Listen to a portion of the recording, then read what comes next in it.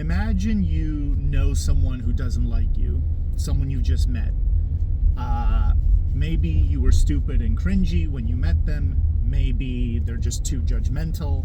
Maybe you made a bad first impression. Whatever the reason, their evaluation of you is low. Okay? Now you try to make up for it by being better next time. Okay? You try coming across as more respectable or agreeable. Their evaluation of you does not change. Why? Because brand is sticky. Okay, your brand, it connects to who or what kind of person you fundamentally are. Okay, not the superficial kind of brand, the kind that comes and goes, but the kind of brand that sticks even with numerous successive interactions with the person. It's as though this brand is who you really are. So, given that, can your brand ever be wrong in the mind of another person? Okay, well, sure, because there's a difference between your brand and the things that you actually do or have done. Okay, your literal actions and their value.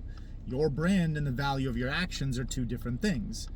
Okay, to be the kind of person like who looks past someone's brand and tries to analyze the true weight of their actions, good and bad, success and failure, all in totality, like that is extremely rare, that kind of person.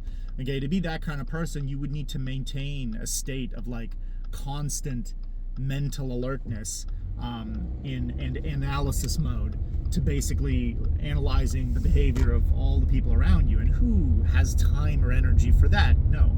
Much easier to just look at the brand. Okay, brand is a shortcut for value.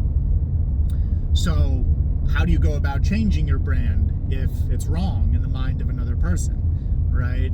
Well, given that brand is sticky and that worldview is sticky, you probably can't, because you can't just do the opposite thing of whatever they don't like about you, because then they're going to say, well, you're only doing that deliberately, right, to make it seem like that's not what you are when it is, okay?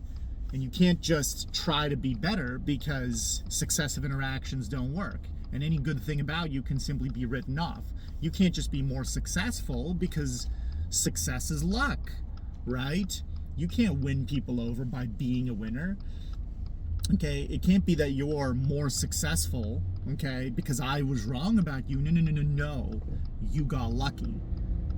Okay, and if it's not that, then there can be some other excuse. Because the truth is, a person can always find a reason to justify their worldview and thus your position in it, okay, which is your brand. In a way, your brand isn't really something you own.